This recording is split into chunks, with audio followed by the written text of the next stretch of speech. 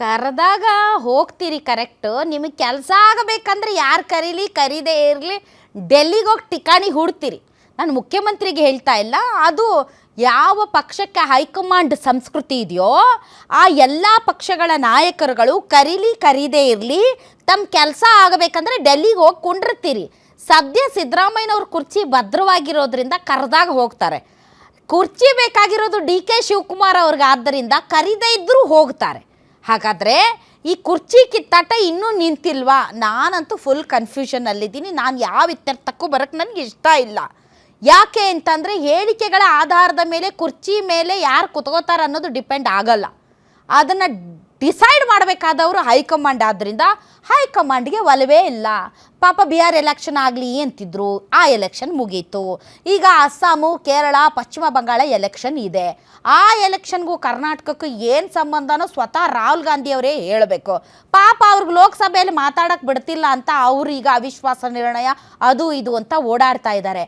D K Shivakumar ಅವ್ರಿಗೆ time ಸಿಗುತ್ತೋ ಸಿಗಲ್ವೋ ನನಗಂತೂ ಗೊತ್ತಿಲ್ಲ. ಹಾಗಾದರೆ ಅವ್ರ ಟೈಮ್ ಚೆನ್ನಾಗಿದೆಯಾ ಅದು ಗೊತ್ತಿಲ್ಲ. ಬಂದಿರೋ ಗೆಸ್ಟ್ಗಳು ಹೇಳ್ಬೇಕು ಅವ್ರ ಟೈಮ್ ಚೆನ್ನಾಗಿದೆಯಾ ಇಲ್ವಾ ಅಂತ. ಬನ್ನಿ ಹಾಗಾದರೆ ನಮ್ಮ ಅತಿಥಿಗಳನ್ನು ವೆಲ್ಕಮ್ ಮಾಡೋಣ. ನಮ್ಮೊಂದಿಗೆ ಇದ್ದಾರೆ ರಾಜಕೀಯ ವಿಶ್ಲೇಷಕರಾದಂಥ ರಾಜೇಂದ್ರ ಸರ್, ತಮಗೆ ವಿಶೇಷ ಕಾರ್ಯಕ್ರಮಕ್ಕೆ ಸ್ವಾಗತ. ಅದೇ ರೀತಿ JDS ವಕ್ತಾರರಾದಂಥ ಉಮೇಶ್ ಅವರು ಜಾಯ್ನ್ ಆಗಿದ್ದಾರೆ. ಉಮೇಶ್ ಅವರೇ ತಮಗೂ ಸ್ವಾಗತ. BJP ವಕ್ತಾರರಾದಂಥ ಅಶ್ವಿನಿ ಮೇಡಮ್ ಜಾಯ್ನ್ ಆಗಿದ್ದಾರೆ. ಅಶ್ವಿನಿ ಮೇಡಮ್ ತಮಗೂ ಸ್ವಾಗತ. ಕಾಂಗ್ರೆಸ್ ವಕ್ತಾರರು ಇದ್ದಾರಾ? ಓಕೆ, ರಾಂಪುರ ಗಣೇಶ್ ಅವರು ರಾಂಪುರ ನಾಗೇಶ್ ಅವರು ನಮ್ಮೊಂದಿಗೆ ಜಾಯ್ನ್ ಆಗ್ತಾರೆ, ಕಾಂಗ್ರೆಸ್ ವಕ್ತಾರರು. ಆದರೆ ಅದಕ್ಕಿಂತ ಮುಂಚೆ ನಾನು ನಮ್ಮ ಅತಿಥಿಗಳಿಂದ ಮಾತಾಡ್ತೀನಿ. ರಾಜೇಂದ್ರ ಸರ್ ಮುಗಿದೋಗಿದೆ, ಸತ್ತೋಗಿದೆ, ಮುಗಿದೇ ಹೋಯ್ತು, ಇನ್ನಾಗಲ್ಲ. ಯಾವಾಗ ಡಿ ಕೆ ಶಿವಕುಮಾರ್ ಅವರು ನಮಸ್ತೆ ಸದಾ ವತ್ಸಲೆ ಅಂತ ಅಂದರು ಅವತ್ತೇ ಮುಗಿದೋಯ್ತು ಚಾಪ್ಟರ್ ಅಂತ ನಾವು ಅಂದ್ಕೊಂಡ್ವಿ. ಆದರೆ ಅವತ್ತು ಮುಗಿಸ್ಲಿಲ್ಲ, ಮತ್ತು ಶುರುವಾಯಿತು. ಅದಾದಮೇಲೆ ಇದು ನಾಟಿ ಕೋಳಿ ಸಾರು ಅದೇನೇನೋ ತಿಂದರು. ಅದಾದಮೇಲೆ ಮತ್ತೆ ಬೆಳಗಾವಿ ಅಧಿವೇಶನ ಸಾಂಗವಾಗಿ ನಡೀತು, ಮತ್ತು ಶುರು ಮಾಡಿದರು, ಮತ್ತದು ತಣ್ಣಗಾಯಿತು, ಮತ್ತು ಈಗ ಅಧಿವೇಶನ ನಡೆಯಿತು. ಈಗ ಮತ್ತೆ ಬಜೆಟ್ ಪ್ರಿಪರೇಷನಲ್ಲಿ ಮತ್ತೆ ಶುರುವಾಗೈತಿ. ಅಂದರೆ ಸರ್ ಮುಗಿದೈತಾ ಚಾಲು ಆಯ್ತಾ ಸರ್? ಇದು ಮುಗಿದ ಕತೆ ಅಲ್ಲ, ಇದು ಮುಗಿಯದ ಕತೆ ಮುಂದುವರೆದ ಕತೆ ಅಂತ ಹೇಳಬೇಕಾಗತ್ತೆ. ಯಾಕೆಂತ ಹೇಳಿದ್ರೆ ಈ ರಾಜಕೀಯವಾದಂಥ ಈ ಹೈಕಮಾಂಡ್, ಆಗಲೇ ನೀವು ಹೇಳಿದ್ರಿ, ಹೈಕಮಾಂಡ್ ಸಂಸ್ಕೃತಿ, ಹೈಕಮಾಂಡ್ ಆದೇಶ ಅಂತ ಯಾವ ಪಕ್ಷಗಳು ಇವತ್ತು ಪರಿಗಣಿಸುತ್ತೋ ಅವುಗಳ ಎಲ್ಲರ ಪರಿಸ್ಥಿತಿ ಹಣೆ ಬರಹ ಇದೆ.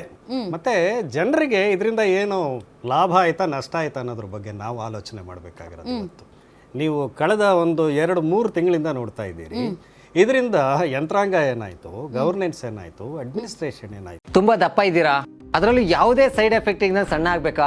ಎಷ್ಟೋ ಜನ ಹೇಳ್ತಾ ಇದ್ರಿ, ಸರ್ ನಾನು ಜಿಮ್ಗೆ ಹೋಗ್ತಾ ಇದ್ದೀನಿ ಆದ್ರೂ ಸಣ್ಣ ಆಗ್ತಾ ಇಲ್ಲ ಸರ್, ವರ್ಕೌಟ್ ಮಾಡ್ತಾ ಇದ್ದೀನಿ ಆದ್ರೂ ಸಣ್ಣ ಆಗ್ತಾ ಇಲ್ಲ ಅಂತ ಹೇಳ್ತಾ ಇದ್ರಲ್ಲ. 100% ಯಾವ ಜಿಮ್ಗೂ ಹೋಗ್ದಂಗೆ ವರ್ಕೌಟು ಮಾಡ್ದಂಗೆ ನೀವು ಸಣ್ಣ ಆಗ್ಬೋದು. ಪ್ರತಿದಿನ ಬೆಳಿಗ್ಗೆ ಸಂಜೆ 2 ಟೈಮ್ ನಮ್ಮ ಜೀನಿ ಸ್ಲಿಮ್ನ ಯೂಸ್ ಮಾಡಿ ಯಾವುದೇ ಸೈಡ್ ಎಫೆಕ್ಟ್ ಇಲ್ದಂಗೆ ನೀವು ಸಣ್ಣ ಆಗ್ತೀರಾ. ಯಾಕೆಂದ್ರೆ ಜೀನಿ ಸ್ಲಿಮ್ಮು ಒಂದು ಉತ್ತಮ ಆಹಾರ. Not only media, even bureaucrats, executive, ಕಾರ್ಯಾಂಗ, ಅಧಿಕಾರಿಗಳು ಎಲ್ಲರೂ ಕನ್ಫ್ಯೂಷನಲ್ಲೇ ಇದ್ದಾರೆ. ಕೆಲಸಗಳು ನಿಂತಿದೆ. ಇನ್ನು 2 ತಿಂಗಳಾದ್ರೆ ನಿಮ್ಗೆ ಸ್ವಲ್ಪ ಇಂಟರಪ್ಷನ್ ಮಾಡ್ತೀನಿ. ಇವತ್ತು ನಾವು ಏನ್ ಚರ್ಚೆ ಮಾಡಬೇಕಾಗಿತ್ತು ಅಂದ್ರೆ ಸರ್, ಬಜೆಟ್ ಪೂರ್ವಭಾವಿ ಸಭೆ ಇದೆ. ಸೊ ಬಜೆಟ್ ಬಗ್ಗೆ ಯಾವ ಇಲಾಖೆಯ ಸಚಿವರುಗಳು ತಮ್ಮ ಇಲಾಖೆಗೆ ಎಷ್ಟೆಷ್ಟು ಬೇಕು, ಏನೇನ್ ಬೇಕು ಅನ್ನೋದರ ಬಗ್ಗೆ ಬಜೆಟ್ ಮಂಡನೆ ಮಾಡ್ತಾ ಇರುವಂತ ಮುಖ್ಯಮಂತ್ರಿಗಳ ಜೊತೆ ಮಾತಾಡೋದಕ್ಕೆ ಉತ್ಸುಕವಾಗಿರ್ತಾರೆ, ತುದಿಗಾಲಲ್ಲಿ ಇರ್ತಾರೆ ಅಂತ. ಬಟ್ ಬಜೆಟ್ ಗೌಣವಾಯ್ತು ಬಿಕಾಸ್ ಡಿ ಕೆ ಶಿವಕುಮಾರ್ ಅವರು ಡೆಲ್ಲಿ ಒಂದು ಬಾಂಬ್ ಸಿಡಿಸೋದ್ರು. ಅದಕ್ಕಿಂತ ಮುಖ್ಯವಾಗಿ ನಿಮ್ಗೆ ಹವಾಮಾನದ ವರದಿ ಒಂದು ನೋಡಿದ್ರೆ ಈ ಸಾರಿ ಕರ್ನಾಟಕದಲ್ಲಿ, ಅದರಲ್ಲೂ ಮುಖ್ಯವಾಗಿ ಉತ್ತರ ಕರ್ನಾಟಕದಲ್ಲಿ, ನಾನು ಕಲ್ಯಾಣ ಕರ್ನಾಟಕ, ಕಿತ್ತೂರು ಕರ್ನಾಟಕ ಎಲ್ಲ ಸೇರಿಸ್ಕೊಂಡು ಹೇಳ್ತಾ ಇದ್ದೇನೆ, ವಿಪರೀತವಾದಂಥ ಒಂದು ಬೇಸಿಗೆ ಇರುತ್ತೆ. ಕುಡಿಯೋ ನೀರಿನ ಬಗ್ಗೆ ಸಮಸ್ಯೆ ಇದೆ, ಕರೆಂಟಿನ ಬಗ್ಗೆ ಸಮಸ್ಯೆ ಇದೆ, ಪರೀಕ್ಷೆಗಳಿದೆ. ಇದ್ರ ಬಗ್ಗೆ ನಮ್ಮ ಮುಖ್ಯಮಂತ್ರಿ, ಉಪಮುಖ್ಯಮಂತ್ರಿಗಾಗಲಿ ಕಾಳಜಿನೇ ಇದ್ದಂಗಿಲ್ಲ. ಅದ್ರ ಬಗ್ಗೆ ಚರ್ಚೆ ಆಗಬೇಕಾಗತ್ತೆ. ಯಾಕಂತ ಹೇಳಿದ್ರೆ budget preparation that is different. What is your contingency plan with regard to the coming days? ಇದ್ರ ಬಗ್ಗೆ ಏನಾದರೂ ಚಿಂತನೆ ಇದೆಯಾ? ಯಾಕೆ ಅಂತ ಹೇಳಿದ್ರೆ ಅಧಿಕಾರಿಗಳಿದ್ದಾರೆ ಇವತ್ತು, ಜಿಲ್ಲಾಧಿಕಾರಿಗಳು, ಜಿಲ್ಲಾ ಕಾರ್ಯನಿರ್ವಹಣಾಧಿಕಾರಿಗಳು, ಜಿಲ್ಲಾ ಪಂಚಾಯಿತಿ, ಇವರೆಲ್ಲ ಸರ್ಕಾರಕ್ಕೆ ಬಹಳ ಯಂತ್ರಾಂಗದ ಮೂಲಭೂತವಾದಂತಹ ಒಂದು ಅಂಗಗಳು ಇವೆಲ್ಲ. ಇವರೆಲ್ಲ ಸುಮ್ಮನೆ ಕೂತ್ಕೊಂಡಿದ್ದಾರೆ ಇವತ್ತು. ಹೀಗಾಗಿ ಇವರ ಕಚ್ಚಾಟದಿಂದ, ಇವರ ಒಂದು ತೆರೆಮರೆಯ ಕಸರತ್ತಿಂದ, ಇವರ ಹಾವು ಏಣಿ ಆಟಗಳಿಂದ ಇವತ್ತು ಕರ್ನಾಟಕದಲ್ಲಿ ಯಂತ್ರಾಂಗ ಅಂತಕ್ಕಂಥದ್ದು ಸ್ಟ್ಯಾಂಡ್ ಸ್ಟಿಲ್ ಆಗಿದೆ. ನಿಂತು ಹೋಗಿದೆ ಅಂತ. ಆಮೇಲೆ ಬೇಕಿಲ್ಲ ಯಾರ ಪರವಾಗಿ ಕೆಲಸ ಮಾಡ್ಬೇಕನ್ನೋ ದೊಡ್ಡ ಕನ್ಫ್ಯೂಷನ್ ಇದೆ ಇಲ್ಲ. ಸರ್ ರಾಜೇಂದ್ರ ಅವ್ರು. ಯಾಕೆ ಅಂತಂದ್ರೆ ಈಗ ಪದೇ ಪದೇ ಯತೀಂದ್ರ ಅವ್ರು ಯಾಕೆ ಮಾತಾಡ್ತಾರೆ ಹೇಳ್ರಿ?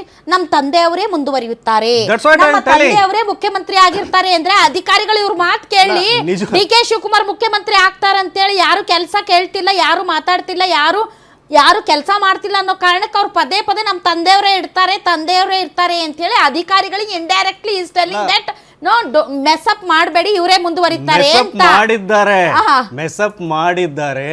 They have diverted the attention of the media as whole. Media ಅಂತ ಹೇಳಿದ್ರೆ ಇವತ್ತು ಮೀಡಿಯಾ ನಂಬುತ್ತಾರೆ, ಜನ ದಿಕ್ ತಪ್ಪ ಹೋಗ್ಬಿಟ್ಟಿದ್ದಾರೆ. ಪ್ರತಿನಿತ್ಯ ಬೆಳಗ್ಗೆ ಈ ಸ್ಟೇಟ್ಮೆಂಟ್ ಯಾರಿಗೆ ಬೇಕು ಮೇಡಮ್? ಯತೀಂದ್ರ ಹೇಳ್ತಕ್ಕಂಥ ಸ್ಟೇಟ್ಮೆಂಟ್ಗೆ how far we have to give the important. ಇನ್ನೇನಾದ್ರೂ ಮಾತಾಡಿದ್ರೆ ಅವರು ನೀವೇ ಮೀಡಿಯಾನವರೇ ಸೃಷ್ಟಿ ಮಾಡ್ತಾ ಇದ್ದೀರಿ ಅಂತ ಮೀಡಿಯಾ ಮೇಲೆ ಅಟ್ರಿಬ್ಯೂಟ್ ಮಾಡ್ತಾರೆ. ಅದು ಹಾಗಲ್ಲ. ಇದು ಏನೋ ಒಂದು ತೀರ್ಮಾನ ಆಗ್ಬೇಕಾಗಿತ್ತು. ಇದು ದೊಡ್ಡ ತಪ್ಪು ಹೈಕಮಾಂಡ್ ಇದೆ.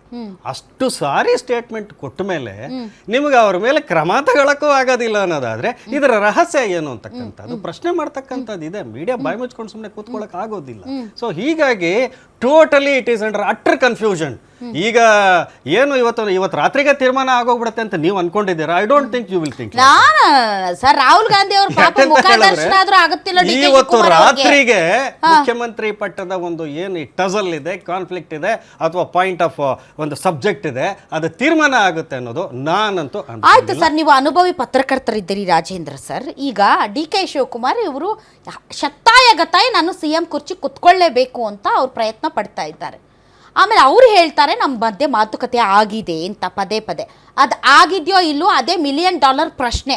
ಆ $1 ಮಿಲಿಯನ್ ಪ್ರಶ್ನೆಗೆ ಉತ್ತರ ಕೊಡಬೇಕಾಗಿರೋರು Sonia Gandhi, Rahul Gandhi, Priyanka Gandhi, D K Shivakumar and Siddaramaiah.